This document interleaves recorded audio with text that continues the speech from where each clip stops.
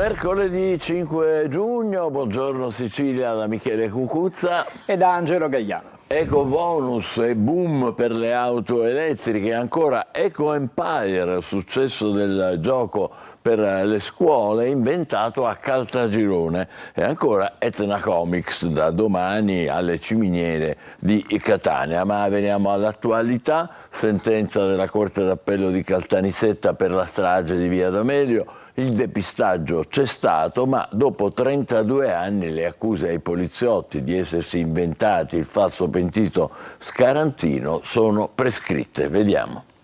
In nome del popolo italiano, la Corte d'Appello di Caltanissetta, all'esito della Camera di Consiglio svolta l'udienza del 4 giugno 2024, ha emesso il seguente dispositivo di sentenza. Esclusa per tutti gli imputati la circostanza aggravante di cui all'articolo 416-bis.1 Codice Penale, dichiara non doversi procedere nei confronti di Ribaudo Michele per essersi reato a lui contestato estinto per intervenuta prescrizione. Conferma nel resto l'impugnata sentenza e condanna Bomario, Mattei Fabrizio, Ribaudo Michele, nonché la Presidenza del Consiglio dei Ministri al pagamento delle spese processuali del presente grado. Sentenza confermata nel processo per il depistaggio delle indagini sulla strage di Via D'Amelio, in cui ha perso la vita il giudice Paolo Borsellino e gli agenti della scorta. Prescritto il reato di calunnia aggravata contestato ai poliziotti Mario Boe, Luigi Mattei e Michele Ribaudo. Erano stati chiesti 11 anni e 10 mesi di carcere per Boe, 9 anni e 6 mesi per gli altri due imputati. A fare scattare la prescrizione il mancato riconoscimento dell'aggravante di avere agevolato Cosa Nostra. Sì, è stata esclusa l'aggravante mafioso sostanzialmente per tutti gli imputati, però è stata riconosciuta la responsabilità anche dell'imputato Ribaudo, che però la posizione è stata dichiarata prescritta, che il reato era evidentemente passato troppo tempo dal momento dei fatti. Quindi è un mezzo accoglimento di quelli che sono stati i motivi di appello della Procura Generale. Secondo l'accusa, sotto la direzione dell'ex capo della squadra mobile di Palermo, Arnaldo La Barbera, nel frattempo deceduto, i 3 poliziotti avrebbero creato a tavolino una falsa verità sull'eccidio, costringendo personaggi come Vincenzo Scarantino, piccolo delinquente della borgata Guadagna, a mentire sulla fase preparatoria dell'attentato e ad accusare mafiosi che con l'autobomba di Via D'Amelio nulla c'entravano. È una sentenza che, nel modificare la posizione del Ribaudo, non esclude che anche nei suoi confronti, come è stato nei confronti di Mattei e di Boe, del dottore Boe e del dottore Mattei, si possa trattare di un 530 seconda comma, cioè che anche a lui sia stata, diciamo così come vede la sentenza di primo grado, applicato quel principio per cui la prescrizione prevale su un 530 seconda comma, che è la soluzione per la prova contraddittoria, e quindi da questo punto di vista, prima della conoscenza delle motivazioni, non possiamo assolutamente dire che questa sentenza ha ritenuto responsabili gli imputati, perché, ripeto, in questo momento questo non lo possiamo dire. Per l'avvocato Fabio Trizzino, legale della famiglia Borsellino, la sentenza di ieri, che ha riconosciuto il depistaggio malgrado le prescrizioni, è un passo importante per l'accertamento della verità. Una sentenza importante perché, benché abbia escluso l'aggravante agevolativa, comunque, fermo restando che poi dovremo leggere le motivazioni, amplia lo spettro della responsabilità sia di Mattei che di Ribaudo e anche di Boe. Per certi versi dispiace che a pagare siano solo loro, perché questo processo presenta numerosi convitati di pietra che avrebbero dovuto essere sul banco degli imputati, ma purtroppo quando lo Stato esercita la propria potestà punitiva a distanza di 32 anni dagli eventi, questo è un rischio che dal punto di vista ordinamentale dobbiamo correre. Diciamo che a nome della famiglia Borsellino, che io rappresento, considerata l'assoluta serietà del collegio e rinviando ogni altra valutazione più approfondita alla lettura delle motivazioni, credo che oggi sia stato fatto anche un passo importante in relazione a quello che è stato opportunamente definito uno dei più gravi, se non il più grave depistaggio della storia giudiziaria italiana. Per lo stupro di Villa Bellini a Catania ci sarà il giudizio immediato per gli egiziani maggiorenni accusati della violenza di gruppo su una tredicenne. Il processo comincerà il 24 settembre. Giudizio immediato per i 5 egiziani maggiorenni arrestati per lo stupro di gruppo nei confronti di una ragazzina di 13 anni avvenuto a Catania lo scorso 30 gennaio. La violenza, lo ricordiamo, si consumò nei bagni pubblici della Villa Bellini. Lo ha deciso il GIP, che ha accolto la richiesta avanzata dal procuratore aggiunto Sebastiano Ardita e dalla sostituta Anna Tranchillo. 4 degli imputati sono già in carcere, mentre un quinto, che ha collaborato alle indagini, agli arresti domiciliari per la violenza sessuale di gruppo commessa davanti al fidanzato 17enne della vittima. Sono indagati e detenuti altri 2 egiziani non maggiorenni, la cui posizione è al vaglio della procura per i minorenni. Determinanti per entrambe le inchieste sono state le dichiarazioni della tredicenne e del suo fidanzato, che prima hanno denunciato la violenza e successivamente riconosciuto i violentatori. L'incidente probatorio, con le testimonianze dei 2 fidanzatini, sarà riversato direttamente nel fascicolo del processo, la cui prima udienza è stata fissata per il 24 settembre di quest'anno davanti alla seconda sezione penale del Tribunale etneo. Dopo che la magistratura a Messina ha indagato una persona per la tragica morte di Michele Lanfranchi, il ragazzo trovato cadavere sabato sera in strada, si indaga su quanto potrebbe essere avvenuto in quelle ore. Fondamentali saranno le perizie e l'esame del corpo. C'è un indagato per la morte del 19enne Michele Lanfranchi, il giovane trovato in una pozza di sangue sabato notte al rione Giostra a Messina. Si tratta del 40enne Giovanni Laganà, proprietario dell'abitazione dove è avvenuta la tragedia. Si tratta di un atto dovuto a tutela dello stesso Laganà, su cui allo Stato non è stata richiesta alcuna misura, nell'ambito delle indagini condotte dal sostituto Liliana Todaro, che dovrà definire i contorni della vicenda. Secondo quanto stanno raccogliendo gli uomini della squadra mobile della questura, era da una settimana che Michele Lanfranchi se ne andava in giro al rione Giostra con quella pistola in tasca, una 7,65 comprata non si sa dove e da chi. A detta degli amici e dei conoscenti, nelle ultime 48 ore ne sono stati sentiti parecchi, come i persone informate sui fatti avrebbe avuto in testa di farla pagare a qualcuno, non si capisce bene come e perché, forse un banale diverbio o qualcosa di più, che a quanto pare per l'operaio 19enne si era trasformato molto presto in una tristemente classica questione d'onore. Il punto fermo da cui si stanno muovendo le indagini è comunque che la tragedia è avvenuta nell'abitazione di Laganà e poi il corpo è stato preso di peso e trasferito fuori in strada nella via Michelangelo Rizzo, una stradina laterale che incrocia via Palermo da un lato e via Le Giostra dall'altro. Lanfranchi, un particolare di non poco conto, a quanto pare aveva ancora in mano la pistola da cui è partito il colpo. Sarà l'autopsia e la perizia balistica sulla pistola a farne capire di più. Ed eccoci alla rassegna stampa siciliana con Angelo Gagliano.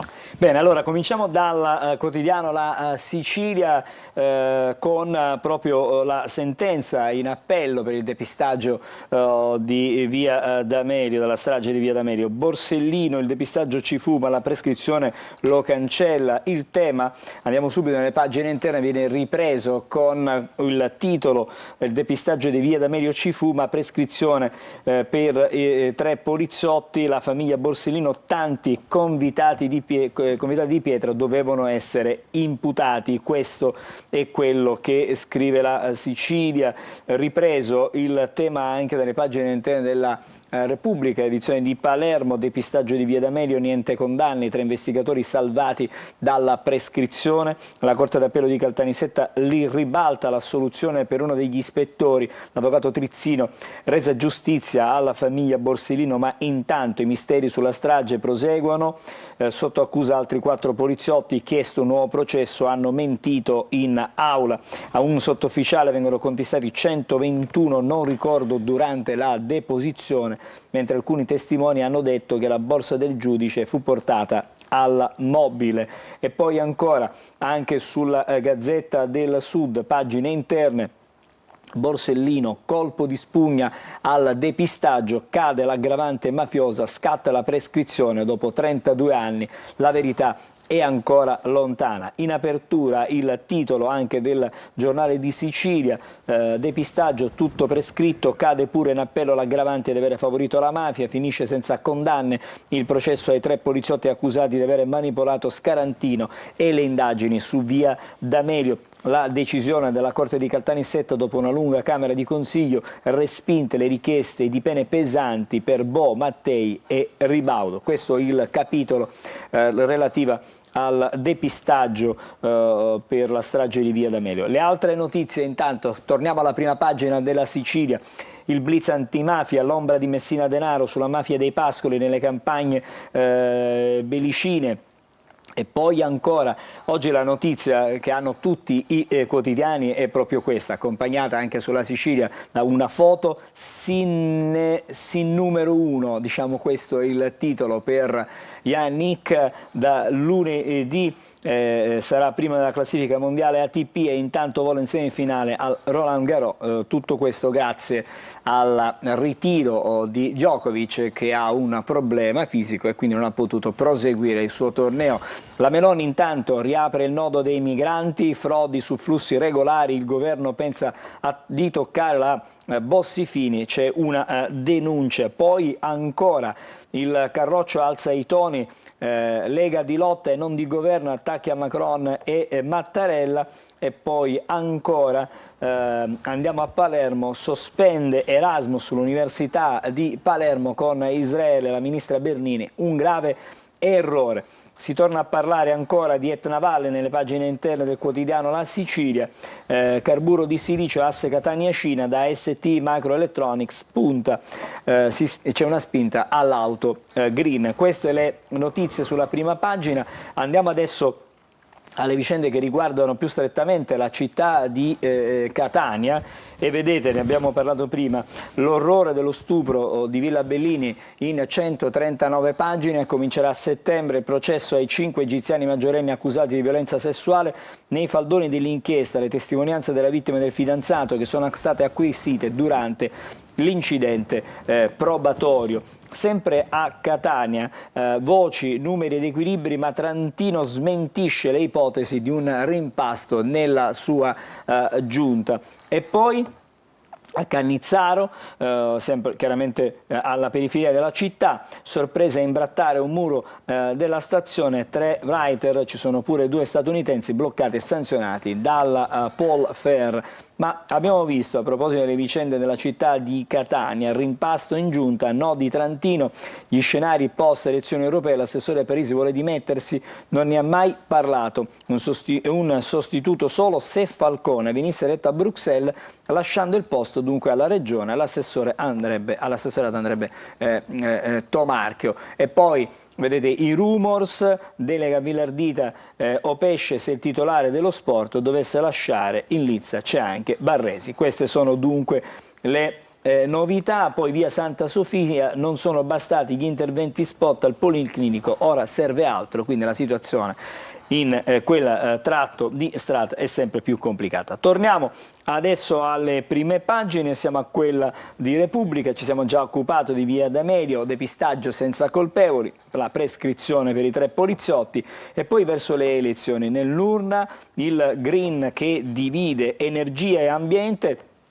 Tra le partite decisive della nuova Europa, in Sicilia si infiamma lo scontro politico, le pale eoliche in mare, il fotovoltaico che soppianta l'agricoltura e termovalorizzatori, i partiti si schierano. Tra i big della Lega l'incubo Vannacci e se ci soffiasse il seggio, insomma ci sono tante tensioni. E poi adesso andiamo a ancora vedere anche qui in qualche modo c'è un richiamo al tennis, perché la Coppa Davis è in mostra da ieri nel capoluogo siciliano. Febbre Sinner anche a Palermo in fila per vedere la Coppa Davis. Pagine interne, l'emergenza è quella sempre dei rifiuti, la raccolta va a rilento, città invasa dai rifiuti, RAP, un'auto vecchia che si rompe sempre, questa è la metafora che viene utilizzata per descrivere l'azienda che si occupa proprio della raccolta dei rifiuti, i nuovi disservizi dell'azienda proprio nei giorni in cui i palermitani stanno pagando la tassa sull'immondizia. Certo, quella foto è impressionante. Eloquente per quello che ci mostra. Ancora si parla di ambiente, ma chiaramente in questo caso invece sono i temi che animano la politica, ambiente, energia, siccità. Nell'urna c'è il green che divide e scontro anche in politica. Ecologia e fonti rinnovabili sono tra le questioni centrali dell'Europa che uscirà dalle prossime elezioni. I partiti si schierano sui termovalorizzatori di Schifani, su dissalatori, su eolico e anche su fotovoltaico. Questo dunque per quanto riguarda la politica. Poi siamo ancora alle vicende legate all'Università di Palermo, c'è lo scontro con la ministra sugli accordi con Israele, sbagliato fermare tutto ma il rettore non ci sta, Midiri parla di sospensione temporanea e non di revoca dei patti, una questione di sicurezza. Il provvedimento, intanto c'è un'altra vicenda che riguarda sempre l'università, il TAR sospende la sanzione al prof accusato di sessismo. E adesso invece lasciamo anche Repubblica per andare a leggere la prima pagina della Gazzetta del Sud.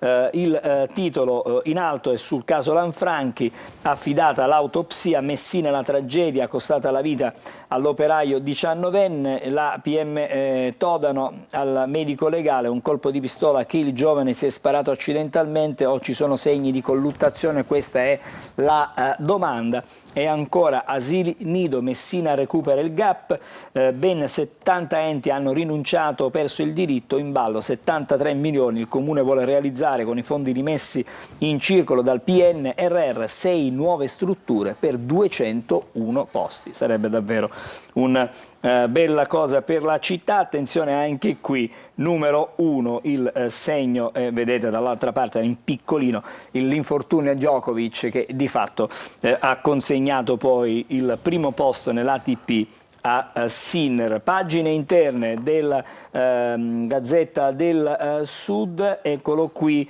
Le conseguenze, qui si parla ancora di crisi idrica, le conseguenze della crisi idrica, il 40% in meno di olive in Sicilia, Sud chiama Nord, via Cartabellotte, Coldiretti lo difende, le ultime dei produttori, le stime dei produttori con inevitabile aumento del prezzo anche dell'olio. Tutto questo chiaramente non fa bene all'economia siciliana. Chiudiamo con un appendice di sport, partendo dal Palermo per la panchina rosanero, Dionisi supera Zanetti, è imminente la firma, il tecnico ha convinto il City Group, gioca il 4-3-3, soprattutto lavora bene con i giovani, nel suo curriculum c'è la promozione in Serie A con l'Empoli. E ancora per il Catania, vedete Catania Toscano ora decisiva, ma il club segue pure altre piste, monitorati Pagliuca, Fabio Caserta e Pippo Inzaghi, al vaglio alcune possibili riconferme, potrebbe esserci il centravanti Cianci.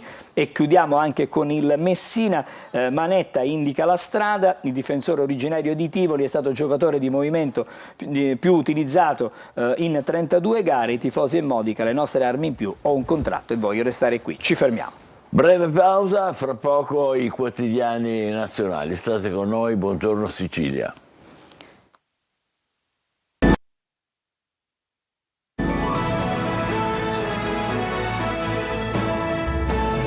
Buongiorno Sicilia, diamo un'occhiata ai quotidiani nazionali con Angelo Gagliano. Allora, stamattina ne abbiamo già parlato, ma visto che c'è l'omaggio a Sinner numero 1, cominciamo dalla Gazzetta dello Sport.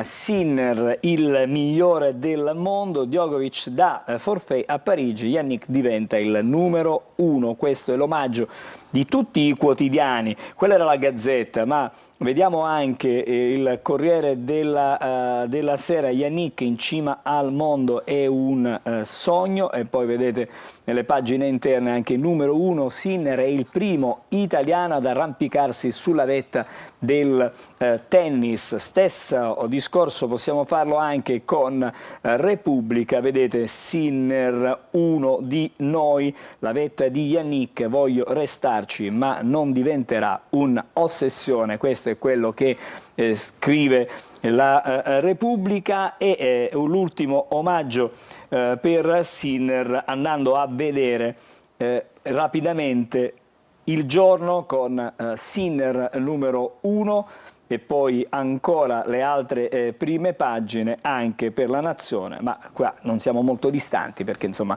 è un gruppo che ha quasi la stessa prima pagina, se non diversificata, per le regioni di appartenenza. Adesso torniamo invece a occuparci delle altre notizie, cominciando dalla prima pagina di Repubblica, che ha la vicenda della sanità, delle liste d'attese in primo piano. Lista di attesa, il bluff del governo, via libera alla riforma Schillaci ma non ci sono stanziamenti aggiuntivi, la Schlein misure truffa per prendere in giro i cittadini, le ragioni sono d'accordo.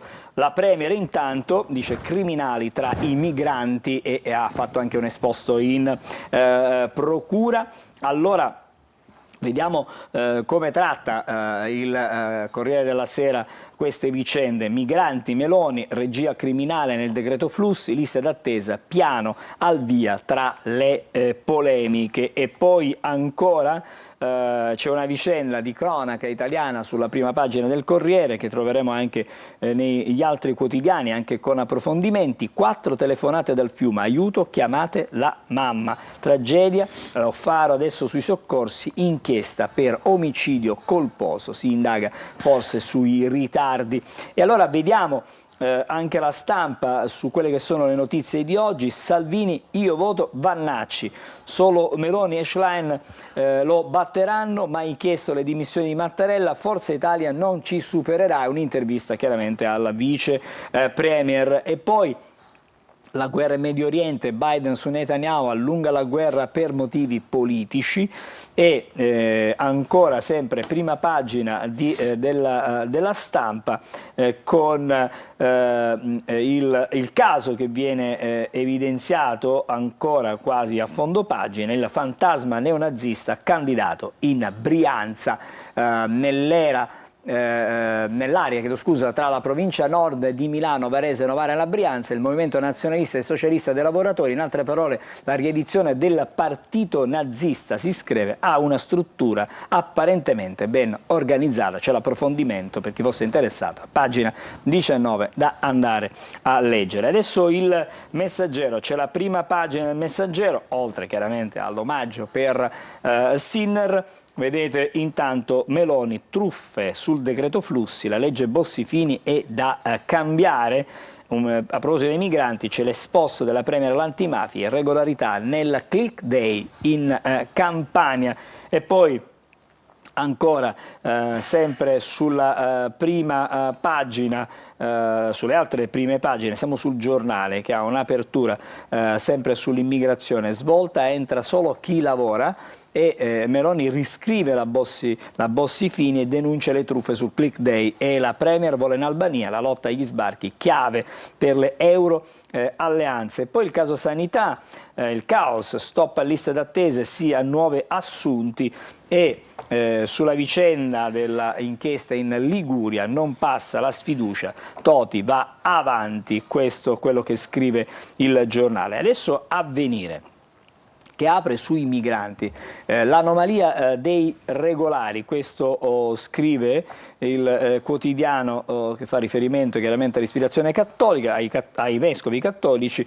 La Premier denuncia le irregolarità delle domande di stranieri nel decreto flussi, legge Bossi-Fini da rivedere, e per ridurre le liste di attesa in sanità il governo impegna pure weekend, senza però stanziare risorse aggiuntive. Questo è, diciamo, il nodo del contendere in questo momento. A Gaza tregua in forze, bombe a grappole sui civili ad Odessa.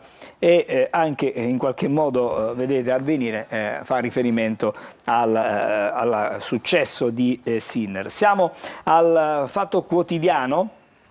L'eletto parla con l'indagato, intercettato, buttate i nastri, scudo spaziale, questo è il riferimento, l'avvocato del Senato alla conquista contro i giudici di Siri della Lega. Vediamo di che cosa. E come Napolitano, il leghista telefonava ad Arata sotto inchiesta per corruzione, ora il Senato vuole proibire ai giudici di usare ogni captazione anche indiretta e casuale. Insomma, si parla in questo caso di intercettazione. Biden, Bibi vuole allungare la guerra per motivi politici, abbiamo già visto questo titolo, questo tema su altri quotidiani.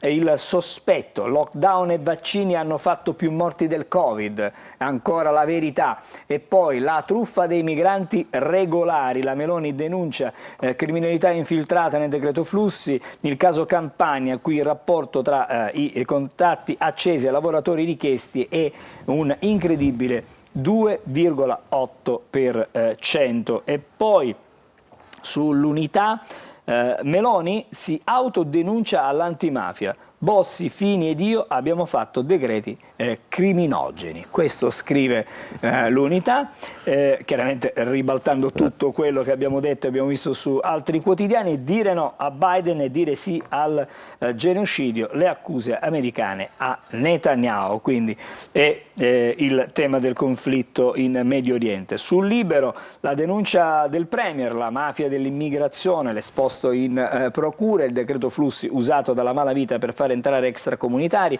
Su migliaia di stranieri regolarizzati in Campania solo il 3% andava a lavorare. E vediamo ancora il Riformista. Assalto respinto, il riferimento è chiaramente alla mozione di sfiducia che è stata respinta in Consiglio regionale in Liguria. Nessuna sfiducia, il Consiglio regionale assolve il presidente Toti, può continuare a governare. Poi siamo sul manifesto. Droni russi, signori della guerra, reportage sulla linea del fronte che viene riportato dunque in primo piano dal manifesto. E poi vedete questa fotonotizia, come sempre il manifesto accompagna i suoi titoli con delle foto e leggiamo insieme Bassi Fini. Invece i Bossi Fini. Questo è il titolo. Giorgia, insomma, riferimento alla legge, scopre i guasti della legge sull'immigrazione, la sfruttano le mafie e corre in procura. Quella sbagliata, qua scrivono, ma è una conversione e in campagna elettorale sulla pelle dei migranti. La Bossi-Fini vuole cambiare in peggio questa norma, così il manifesto. Ancora avanti con il dubbio, la Meloni blinda Nordio e punta ai voti di Forza Italia, Premier guardasigilli mai così allineati sulle riforme più delicate e calde della giustizia. E poi vediamo ancora sempre dalla prima pagina, stavolta del Tempo. Meloni denuncia i finti migranti e apre all'addio alla Bossi-Fini. Poi all'interno c'è un inserto di 32 pagine. Dal 1944 al 2024 il Tempo compie 80 anni e continua a raccontare l'Italia e il mondo che cambiano. Il tempo passa, il tempo resta. Questa è una bella chiusura, devo dire, per il Tempo, diciamo, per chiudere l'introduzione a quello che si potrà leggere. Ecco la norma salva Milano, siamo su Italia Oggi e quindi temi di carattere economico in primo piano. L'Osservatore Romano, come sempre, ha delle foto piuttosto forti. Fuga dall'isola che non ci sarà più. Tenerife, le prime 300 famiglie minacciate dal mare e quindi devono lasciare praticamente le loro abitazioni perché la situazione, i cambiamenti climatici, si è fatta davvero complicata. Leggiamo adesso dalle pagine interne una curiosità che vorrei girare a tutti i nostri amici che ci seguono da casa, i telespettatori, perché c'è una stangata nascosta tra le bollette, lo leggiamo dalla Stampa. Una stangata in bollette. L'Unione Europea approva un piano del governo da 35,3 miliardi a carico degli utenti. Con un sovrapprezzo in fattura verrà finanziata la costruzione di nuove centrali solari ed eoliche, la protesta delle opposizioni, così si tartassano i cittadini. Quindi devo dire, è soltanto la Stampa che ha questa notizia. Il sistema dovrà garantire la stabilità dei prezzi e un certo livello di rendimento dei produttori. Il provvedimento, questo lo dice il ministro Frattini, quella era la commissaria europea, il provvedimento consentirà di abilitare nuove tecnologie fondamentali per la decarbonizzazione. Insomma, la questione che riguarda l'energia green continua a tenere banco, ma a pagare sono sempre alla fine gli utenti, i cittadini, tutti noi insomma, perché c'è questo, è nascosta questa tassa, almeno fino a questo momento non ce ne siamo resi conto. No, non ce ne eravamo accorti. Allora ci fermiamo qui per la rassegna stampa, un'occhiata al tempo prima di uscire di casa. Se rimanete non perdetevi Ecobonus, è stato un boom per le auto elettriche. State con noi, buongiorno Sicilia. Un saluto e ben ritrovati da Daniele Berlusconi di Trebi Meteo. Mercoledì aumenta la pressione sull'Italia per una giornata più stabile e soleggiata un po' ovunque, eccetto qualche acquazzone temporale diurna in Appennino e ancora un po' di variabilità in Sicilia, specialmente sulla parte orientale avremo annuvolamenti diffusi tra mattina e pomeriggio, qualche acquazzone temporale, specie tra Ragusano, Catanese, Siracusano ed Ennese. Sarà invece più asciutto e soleggiato sulla parte occidentale. Temperature stazionarie con massime fino a 30 gradi sui settori occidentali e meridionali dell'isola. Da giovedì poi aumenta la pressione anche in Sicilia, quindi avremo tempo più stabile e asciutto per qualche giorno, ben soleggiata dunque la giornata di giovedì su tutta l'isola, con temperature anche in lieve rialzo. Le massime saranno generalmente comprese tra 30 e 32 gradi sui settori occidentali ed interni, qualche grado in meno lungo la costa. È tutto, maggiori dettagli sull'app di Trebi Meteo. Di nuovo in diretta abbiamo un ospite, gli diamo il benvenuto, è Maurizio Arena, direttore delle vendite della concessionaria Fratelli Villa Peugeot di Catania. Buongiorno e benvenuto. Parliamo dell'Ecobonus che per le auto elettriche è stato un vero boom in appena 9 ore dall'apertura. È vero, sono un successone. Sì, grazie ragazzi di avermi invitato, saluto i telespettatori e avevo pensato che andasse così, effettivamente in pochissime ore sono andati via tutti i 200 milioni che ha messo a disposizione lo Stato. Ecco, ma che vantaggi se ce ne hanno gli automobilisti, diciamo? Da 6.000 a circa 14.000 euro secondo l'auto che compravano, oppure secondo anche l'ISEE che avevano le famiglie italiane. Anche i redditi, naturalmente. Certo, il reddito italiano, sì, di tutte le famiglie. Quindi un successone. Effettivamente spero anzi che il governo metta altri milioni nel calderone per quello che riguarda le famiglie italiane. Sono state agevolate anche le società, le aziende, le ditte individuali. Ma abbiamo avuto un successone sia come Peugeot nel marchio che io rappresento per Catania e provincia, ma anche come Citroen, DS. Infatti le auto elettriche, che non tanto per quello che c'è in questo momento in Italia, l'Italia e la Spagna effettivamente sono le nazioni che hanno meno auto elettriche in tutta l'Europa. Infatti la penetrazione viaggiamo intorno allo 0,5%, è bassissimo per quello che c'è dentro il mercato italiano. Certo non siamo come l'Olanda che ha una penetrazione altissima, però staremo avanzando piano piano nel mercato italiano con questi ecobonus. Certo. Abbiamo una grande agevolazione noi concessionari. Questo anche serve a ringiovanire il parco auto che è piuttosto molto vetusto, sì, effettivamente. Infatti la cifra dei 200 milioni di euro è molto esigua per quello che riguarda il mercato italiano. Si dovrebbe dare ancora più un'incentivazione maggiore. Le ibride piacciono di meno, convincono di meno? No, le ibride secondo me sostituiranno i diesel, effettivamente, perché l'ibrido che fa tipo la nostra 3008, quella nuovissima che è uscita proprio la settimana scorsa, ha un'autonomia di 800 km, quindi sicuramente sostituirà il diesel. L'elettrico ancora siamo a 500 km di autonomia, ora usciremo con la nuova 3008 che avrà oltre 700 km di autonomia, con delle batterie aggiuntive. E che cosa potrebbe accadere adesso? Secondo lei ci saranno altri incentivi perché effettivamente noi, tutti i concessionari, nel cassetto abbiamo ancora dei contratti che non abbiamo potuto effettivamente espletare per quello che riguarda le famiglie italiane, che sicuramente avevano delle aspettative diverse. Bene.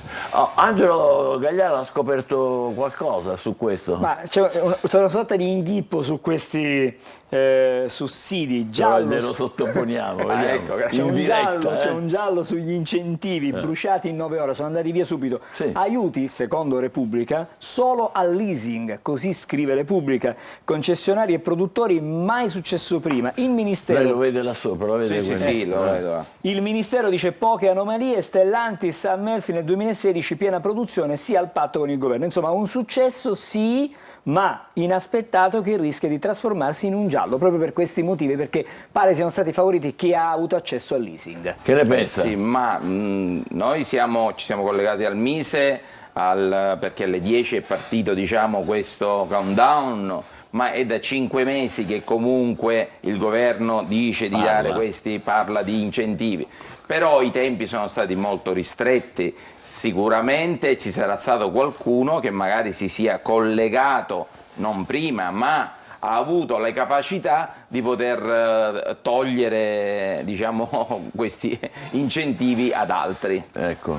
Quindi è possibile, se lo scrive Repubblica... Bisogna anche attenzionare che la difficoltà a inserire i contratti è stata proprio tanta, non è facile. Senta, per quanto riguarda il mercato delle macchine, a che punto siamo? Cioè, le automobili continuano ad essere un po' l'elemento centrale del trasporto italiano, oppure cominciamo anche noi a, come dire, muoverci verso i trasporti pubblici, altre forme? Con l'evento dell'elettrico, dell'ibrido, effettivamente, siccome ci sono molto vantaggi, diciamo, ecco, al momento, però dobbiamo aspettarci che il governo metta altri milioni, perché il cambio generazionale delle auto da diesel a quello che riguarda l'ibrido e l'elettrico è dovuto, perché l'Europa comunque ci sta dando risposta. Okay. Quindi questo sarà inevitabile. Sì, sarà il futuro, anche se non immediato per quello che riguarda, perché il popolo italiano non è precisamente preparato al cambio, è più conservatore. E secondo lei perché?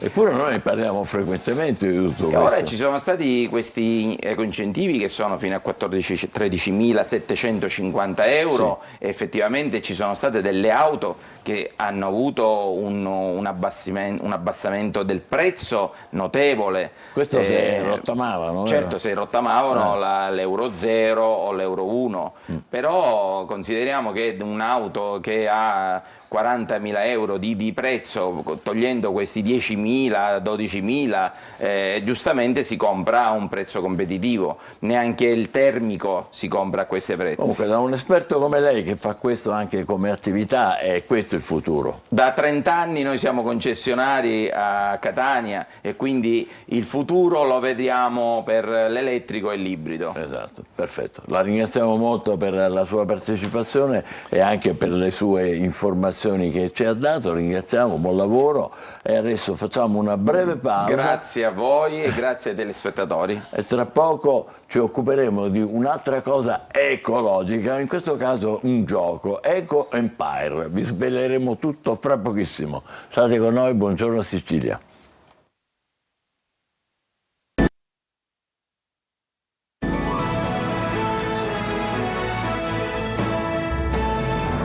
Allora, eccoci di nuovo insieme in diretta. Questo qui è un gioco nuovo, si chiama Eco Empire, gioco da tavola per l'ambiente ideato a scuola.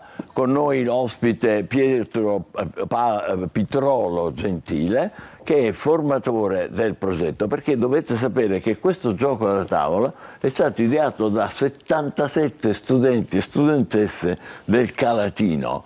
Ma che tipo di gioco è? Glielo passo così lei può anche illustrarcelo meglio, naturalmente. Tanto, buongiorno a tutti i telespettatori che ci seguono. Eco Empire nasce da un percorso di alternanza scuola-lavoro, quindi un ex alternanza scuola-lavoro, un PCTO, adesso si chiamano così, che è stato erogato nell'ambito del progetto Politeia, Economia Verde Inclusiva per la Comunità, che è un progetto finanziato da AICS, l'Agenzia Italiana per la Cooperazione e lo Sviluppo, che ha coinvolto i 14 comuni del Calatino con tutta una serie di iniziative focalizzate chiaramente sull'economia verde, sulla sostenibilità. Tra queste il PCTO Sostenibilità e Green Jobs. Ecco, stiamo vedendo il cartellone che si è aperto, mazzi di carte, eccetera. Di che si dà? Una specie di Monopoli, che è? Anche, c'è qualcosa di Monopoli, qualcosa di Pandemic, un altro gioco.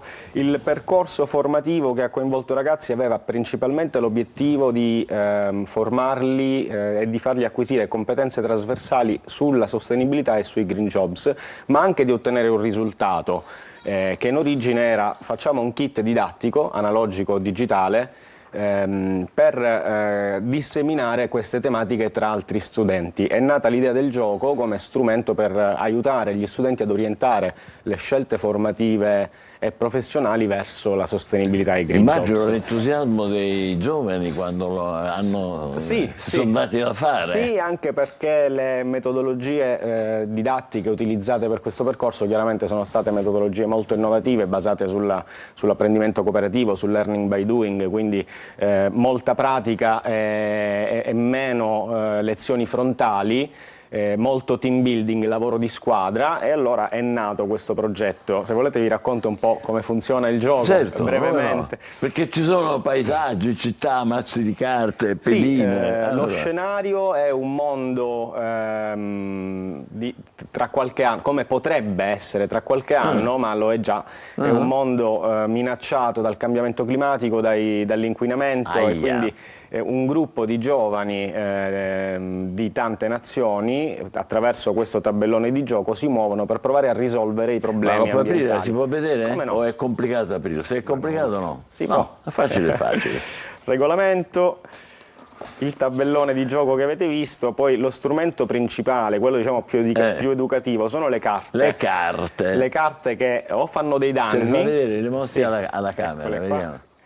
O fanno dei danni, sono le carte danno ambientale, oppure ti danno delle competenze, le carte sostenibilità, le facciamo vedere. Cioè uno può andare verso il positivo oppure peggiorare le cose. No, diciamo che quello delle carte danno è un meccanismo automatico che man mano avviene, e i ragazzi invece tramite le carte transizione ecologica e competenze green possono in qualche modo fronteggiare e risolvere i problemi dell'ambiente. Me le sta passando, io qua adesso ve le faccio vedere, invece di tirare qua, dice, a giocare a Ramino, scala 40, vedete invece che bello questo. E in questo modo imparano e prendono familiarità con dei temi che poi dovranno affrontare nel loro Ma l'avete già presentato? C'è stata un'importante occasione nei giorni scorsi? Sì, c'è stato un evento conclusivo del percorso che si è tenuto il 22 maggio a Caltagirone, durante il quale abbiamo presentato alla comunità educante intanto questo prototipo di gioco, che è stato distribuito in diverse copie a molte scuole del Calatino che sono state coinvolte nel percorso, anche con i docenti che hanno fatto una formazione sulla sostenibilità. Oltre naturalmente a divertirsi, inventare, stimolare la creatività dei giovani, che è vastissima, vedete che bella questa immagine, è anche uno stimolo alle professioni verdi cosiddette, giusto? Assolutamente sì, durante il percorso i ragazzi hanno avuto modo di confrontarsi anche con esperti del settore, esperti esterni, professionisti che già hanno un po' trasformato le loro attività lavorative in chiave green, e quindi hanno anche conosciuto un po' più da vicino il mondo della transizione ecologica, della sostenibilità ambientale, e scoperto quali sono i lavori del futuro e come si fa ad arrivarci, perché fondamentalmente insomma, tra qualche anno è in fortissimo aumento, anche per gli obiettivi che ci ha posto l'Europa con la neutralità climatica entro il 2050, tantissimi di questi nuovi ragazzi dovranno intraprendere percorsi in quella direzione. Per esempio vi leggo questo, cioè, sei un architetto sostenibile, realizzare spazi pubblici rigenerati ti costa 10 azioni green, questo perde però. Poi invece quest'altro, cioè, sei un esperto in riforestazione, ecco, come attività green. Impiantare una foresta ti costa 50 azioni green. Quindi, invece che 100, ecco, così diciamolo, via. il vantaggio che ti costa meno perché hai una professione. Se non hai quella professione hai bisogno di più azioni green. Ecco, le azioni green sono come i soldi del Monopoli. Esatto. Vediamo quali sono le azioni green. Belle queste, apre lei. Le azioni green come i soldi del Monopoli. Le banconote del Caspita. Monopoli invece di essere soldi sono azioni green, quindi... Ma sono bellissime, io mi sento ricchissimo qua, ho un sacco di azioni green. E chi vince? Vince o si vince o si perde tutti insieme, è un gioco cooperativo, quindi non è un gioco competitivo, così come avviene nella realtà, cioè se il mondo va a rotoli ne paghiamo tutte le conseguenze. Bella se invece cosa, riusciamo non individualistico ma cooperativo. Cooperativo. Sì. Molto molto interessante, bellissimo. E gli adulti possono essere coinvolti in questa... Assolutamente sì, è un gioco che insomma non ha età, si può giocare già secondo me dalla fine delle scuole medie in poi, perché le tematiche sono un po' complesse, ma non c'è età e anzi è un gioco che può mettere insieme più generazioni. Li avete già testati? L'abbiamo testato sia durante il percorso, nella fase finale del percorso, con dei giocatori professionisti e con degli sviluppatori di giochi che ci hanno dato qualche consiglio per ottimizzare un po' le dinamiche, le meccaniche di questo gioco, e poi l'abbiamo testato durante l'evento finale anche con altri studenti di altre scuole e devo dire che ha riscosso parecchio successo. Immagino, perché già uno siamo curiosi noi, tra un po' io e Angelo qua ci facciamo una partita, ma poi è interessante perché stimola tutta una serie di cose che abbiamo detto prima, ma che nei dettagli possiamo esemplificare. Per esempio design thinking, pensiero critico, lavoro di squadra, progettazione grafica. Sono tutte cose, come dire, essenziali. Se uno si arricchisce da questo punto di vista è molto importante. Sì, assolutamente. Questi aspetti sono quelli che un po' hanno proiettato gli studenti verso il mondo del lavoro, con delle simulazioni di un'esperienza in azienda, quali strumenti utilizziamo per poter raggiungere un obiettivo in pochissimo tempo, così come avviene sul serio nel mondo del lavoro, no? E allora con poche ore a disposizione, grazie all'utilizzo di metodi e strumenti adeguati, come quello per esempio del design speculativo, un'altra tecnica interessantissima che parte dal futuro, da uno scenario futuro preferibile per poter fare una progettazione, tornando indietro da quel futuro preferibile al giorno d'oggi e andando a delineare tutte le azioni che servono per arrivare a quel futuro preferibile. Quindi proprio un cambio di paradigma rispetto alla progettazione o al design tradizionale, tutte tecniche innovative che nelle mani di questi studenti sono diventate uno strumento veramente esplosivo. Ecco. Bellissimo. Poco fa lei ha accennato a Politeia, ci vuole dare qualche altro dettaglio? Cos'è Politeia? Sì, Politeia è un progetto importante che ha coinvolto appunto i 14 comuni del Calatino con diverse azioni, una ne abbiamo appena parlato, un'altra esperienza importante è stata quella delle comunità energetiche e anche la formazione dei docenti, un percorso di accompagnamento per ETS, enti del terzo settore e anche enti del settore turistico, verso la costituzione di una cooperativa di comunità.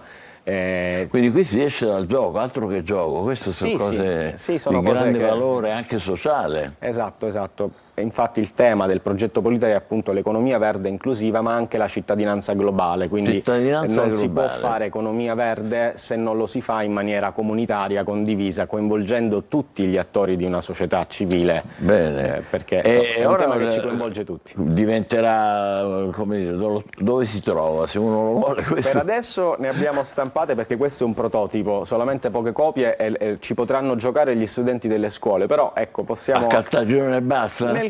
Nel Calatino, stiamo elaborando un kit digitale che sarà open source, quindi tra qualche mese ci sarà questo kit digitale che potrà essere scaricato dal sito della Fondazione Comunitaria Agrigento e Trapani. Ci tengo anche a citarla perché è uno degli enti coinvolti in questo percorso e per il quale io ho prestato insomma, il mio servizio. E che sarà disponibile, scaricabile con le istruzioni per la stampa eccetera. Devo dire che il gioco ha destato tanto interesse, quindi si sta muovendo qualcosa e l'obiettivo sarebbe quello di poterlo produrre insomma, in scala un po' più estesa. Certo. Beh, glielo auguriamo naturalmente. Io per concludere voglio leggere ho vinto questa carta che sono io modestamente, sei un biologo esperto in biodiversità. Quando sei in un ecosistema puoi togliere una tessera nera. E che sono le tessere nere? Le tessere nere sono l'inquinamento, la distruzione, il cambiamento climatico che si mettono sugli ecosistemi, sulle città, e quindi quel danno poi va tolto. Il nemico la batte. Esatto. Posso togliere una tessera nera senza pagare nulla. Vale come un'azione di gioco.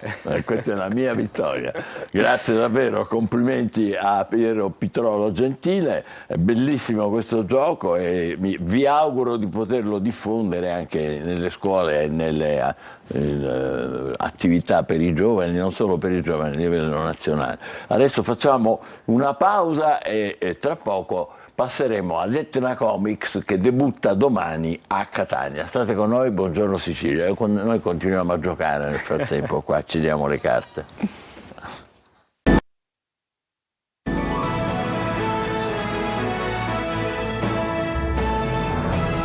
Eccoci di nuovo insieme in diretta, con noi Antonio Mannino che è il direttore generale e artistico di Etna Comics che debutta domani e andrà avanti fino a domenica 9 alle Ciminiere di Catania, 12ª edizione. Sì, 12ª, ci siamo arrivati. Festival internazionale del fumetto, del gioco e della cultura pop. Sì, in realtà è un festival di cultura pop tout court, perché affrontiamo con 12 aree tematiche tutto quello che fa parte della cultura popolare attuale, quindi con la scusa del fumetto poi parliamo di cinema, di gioco, di videogiochi, di content creator, insomma musica. Tutto, ovviamente anche tanta musica. È cultura tradizionale giapponese. Beh, quello ormai fa parte della cultura giovanile, devo dire che con le piattaforme Netflix, Crunchyroll, Amazon stanno andando moltissimo, le serie coreane per esempio, la cultura giapponese del sollevante è in un momento di fortissima espansione nella parte occidentale del mondo, quindi noi l'affrontiamo, è una delle aree tematiche di Etna Comics. C'è l'apertura da questo punto di vista. Angelo, che abbiamo lì? Possiamo vedere la copertina della quotidiana La Sicilia di stamattina, quindi vediamola qui, eccolo qui. La copertina stupenda, secondo me da collezione, assolutamente da non perdere. La facciamo vedere tutta, la facciamo scorrere così. Allora, questa è il manifesto di Etna Comics. Noi come manifestazione abbiamo anche questa responsabilità culturale di fare molto marketing del territorio. Etna Comics è una manifestazione molto conosciuta anche all'estero, quindi abbiamo sfruttato l'affiche, la copertina, l'immagine della manifestazione anche per raccontare un po' della nostra terra. Lo abbiamo fatto con i personaggi catanesi, con i miti catanesi, quindi Uzeta, Eliodoro, Gammazita, Agata l'anno scorso disegnata da Milo Manara. Da quest'anno sta partendo un'epopea dedicata ai grandi autori siciliani e il primo di questi è proprio il nostro premio Nobel, Luigi Pirandello, che per certi versi è un po' l'antesignano della figura del supereroe, che ha utilizzato le maschere, no? Perché è un po' come Batman che si mette la maschera e diventa un supereroe. Così Pirandello aveva individuato nelle maschere proprio la possibilità che ha ogni essere umano, ogni uomo, di poi trasformarsi in un'altra persona. No. È un successo straordinario, quante presenze avete? Tanto per... Diciamo, i numeri sono un dato statistico che ovviamente sono importanti. Abbiamo chiuso l'edizione precedente con oltre 90.000 presenze. Guardate un po', ecco, c'era qualche immagine della gente. Prego. Dico, però quello che ci interessa è che questa manifestazione rimanga o comunque dia stimolo ai giovani anche per staccarsi un po' dai device, no? Perché adesso stiamo vivendo un periodo in cui i giovani dai 13 anni in su sono sempre attaccati al telefonino. Noi cerchiamo invece di dargli degli stimoli diversi, che possono essere anche la cultura del gioco, per esempio. Lo abbiamo fatto come l'ospite che avevate prima. Per noi il gioco è inteso col gioco da tavolo, è anche un modo per poter fare cultura, ma anche per poter fare insegnamento anche di regole, e quindi Giusto, anche il utilizziamo gioco Etna Comics anche insegna per questo. a rispettare le regole, questo sì. Oh, quest'anno c'è un ospite eccezionale, Ne abbiamo tanti. Uno, diciamo, Zero Calcare. C'è Zero Calcare. Zero Calcare attualmente è uno degli autori di fumetto più famosi, che ci sono più forti, che ci sono anche un autore di serie televisive, per carità, è anche la persona che ha sdoganato il concetto di fumetto come prodotto editoriale per i piccoli, per i giovani, è stato la prima autore ad essere al primo posto come libri più venduti in Italia. Caspita. Ha superato quindi la narrativa e questo è chiaramente per noi un grande onore averlo come ospite, grazie anche all'intervento della Fondazione Angelo D'Arrigo, perché sapete, noi Etna Comics si è sposato con la Fondazione Angelo D'Arrigo, siamo riusciti ad avere questo grande risultato, cioè Zero Calcare che ci disegna Pirandello. Che bella storia. Perché questo è il punto, nel senso che lui è l'autore del manifesto, che quel manifesto che abbiamo, lo possiamo anche rivedere, Eccolo perché chi non l'ha notato, quello era Pirandello. Esattamente sì. Eccolo qua, vedete? Col pizzetto bianco. E tutte le maschere che hanno la sua faccia, la faccia di Pirandello, con i baffetti. Perché nessuno è 100.000, come ovvio. E tutto questo è opera di Zero Calcare, al quale non possiamo non fare i complimenti. Bellissimo davvero. Guardate anche le maschere dietro, quanto sono curate e anche come incuriosiscono. Poi c'è l'area Tabucom. Sì. Che cos'è? L'area Tabucom è dedicata al fumetto erotico. Non è vietata ragazzi, ai minori di 18 anni, ma è sconsigliata ai minori. Sconsigliata ai minori. Anche noi lo dobbiamo sconsigliare stamattina qua. Diciamo che ovviamente il fumetto è diventato famoso anche per le riviste erotiche degli anni 70. Che ne so, abbiamo invitato, per una cosa bellissima successa a Etna Comics l'anno scorso, è che Emanuele Taglietti, autore di una rivista che si chiamava Succhia, che utilizzava come immagine quella di Ornella Muti, lui non aveva mai conosciuto Ornella Muti. L'anno scorso Etna Comics, dopo 40 anni, ha avuto l'onore di incontrare quella che è stata, come possiamo dire, l'ispiratrice di tutti i suoi fumetti, famosissimi peraltro, anche nel resto del mondo. Quest'anno chi c'è? Diciamolo. Quest'anno c'è in apertura Rocco Siffredi, che racconterà ovviamente la serie Super Sex, la regista Francesca Mazzoleni è catanese, regista di 2 episodi, quindi abbiamo preso questa occasione per poter fare un incontro per parlare di questa serie, che comunque è stata una serie di grandissimo successo. No? E non sapevo che la Mazzoleni fosse catanese. La Mazzoleni è catanese, sì. Ah, però. Complimenti quindi anche per questo. Adesso cominciamo a fare un po' di nomi. Area Movie. Sì, in Area Movie ne avete, io ho una sfilza di cose, li lascio a lei. Beh, diciamo che questo è un compito sempre molto difficile, perché ne nomini uno si offende l'altro.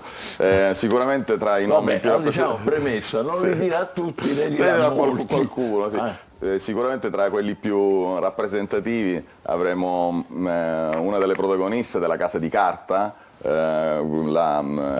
adorabile serie. Sì, l'adorabile serie, il commissario Murillo. Fantastico. Ma esatto. Chi è? Quale delle... Lisbona, perché poi diventa la cattiva, buona. Caspita, verrei solo per lei. Sì, poi abbiamo Ross Mullan, che pensate che è il primo personaggio che compare nella serie Il Trono di Spade, che è insomma, e ci fa il grande onore di fare una lezione proprio su come si diventa mostri, perché esatto, perché lui è sempre stato un mostro o comunque un cattivone nelle sue varie interpretazioni. Tra l'altro persona godibilissima, sono certo che sarà un bel successo.